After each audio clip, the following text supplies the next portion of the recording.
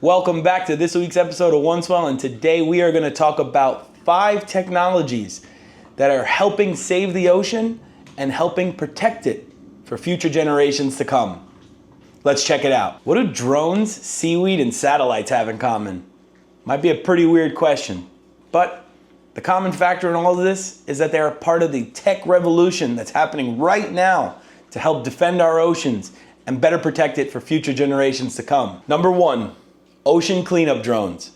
Now, I'm not talking about drones that fly overhead and take beautiful images. Now, those might be used as tools in this field. However, I'm referring to something more along the lines of autonomous drones. Now, the company called the Ocean Cleanup, great name, I know, shout out to them.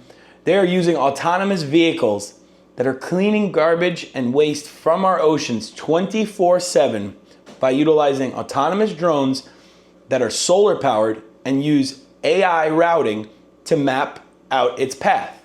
Pretty cool stuff. Number 2, satellite reef monitoring. Satellites like the Sentinel-2 and CubeSats are in real time monitoring coral bleaching events happening worldwide. This allows scientists to more quickly respond to bleaching events and to have an early warning system of potential future bleaching events that are headed down the pipeline. If we know about it a little bit earlier, maybe there is something that we can do to prevent the inevitable coral bleaching event. Number 3, AI Fisheries Management. Who'd ever thought AI and fish, or the ocean, would go hand in hand?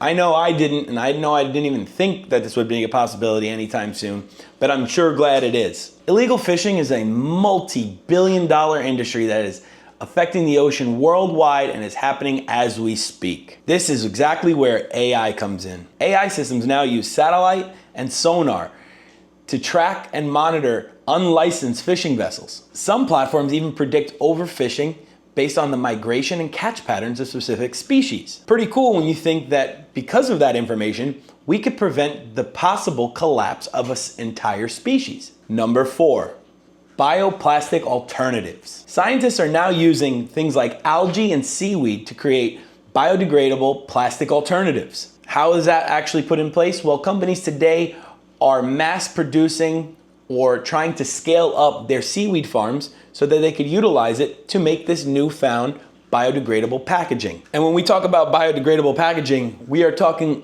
completely and entirely within the ocean's conditions, right? We don't want it to end up in our ocean and stay there. We want it to, if it had to enter and accidentally did, which we always hope it doesn't, that it would actually break down and not have lasting damaging effects. Number 5, carbon-sucking seaweed farms. Kelp is the ocean's secret weapon. It's a carbon powerhouse.